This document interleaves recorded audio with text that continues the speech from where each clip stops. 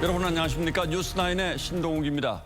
10년 전인 지난 2011년 3월 일본 동북부 지방을 강타한 대규모 지진과 그로 인한 쓰나미로 후쿠시마 원전이 멈추는 사고가 있었습니다.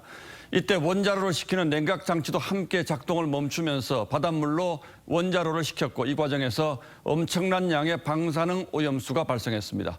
그 처리 문제로 고심하던 일본 정부가 더 이상 모아놓을 곳이 없다며 이 오염수를 바다로 흘려보내기로 최종 결정했습니다.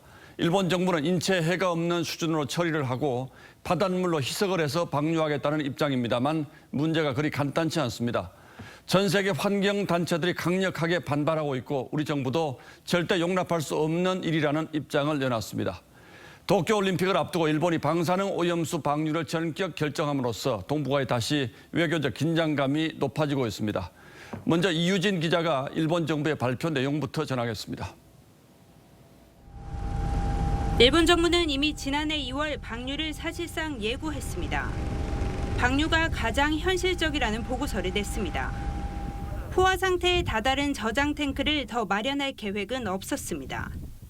형식적으로 강요 회의를 열고 오염수 방류 계획을 통과시켰습니다.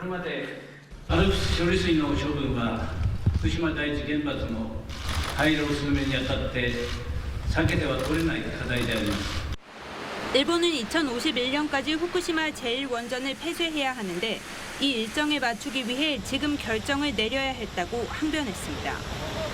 원자력 규제위를 통과하고 설비를 준비하는 데 2년 정도가 걸리는 만큼 2023년부터 후쿠시마 앞바다로 원전 오염수가 쏟아져 나오게 됐습니다. 방류 작업은 2051년까지 30년 가까이 계속됩니다. 방류에 대해선 일본인의 70%가 반대했지만 결정은 바뀌지 않았습니다. 한국과 영국 등 24개국 311개 환경단체는 강력 반발했습니다.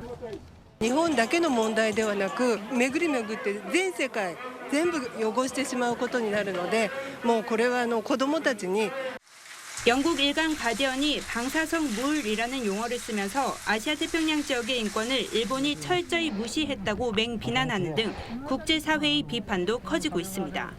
TV조선 이유진입니다.